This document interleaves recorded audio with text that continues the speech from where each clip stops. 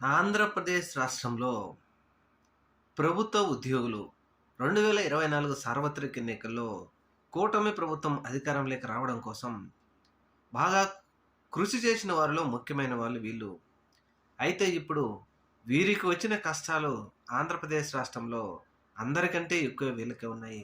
ముఖ్యంగా ఇప్పుడు విద్యుత్ ఉద్యోగులు ఆంధ్రప్రదేశ్ రాష్ట్రంలో ఈ నెల 15 నుంచి నిరవధిక సమ్మె చేయబోతా ఉన్నారు. ముఖ్యంగా 15 నుంచి మొబైల్ కూడా స్విచ్ ఆఫ్ చేసేస్తాం. ప్రభుత్వం మేము అడిగినటువంటి సమస్యలను కనీసం సావధానంగా వినడం కూడా లేదు. అందువలన ఖచ్చితంగా మేము సమ్మె చేసి తీరుతామంటూ వాళ్ళు ఒక నిర్ణయం తీసుకున్నారు. ముఖ్యంగా విజయవాడలో ధర్నా చౌక్‌లో మాత్రం ఒక్కరోజు కూడా ఖాళీగా ఉండేటట్లేదు.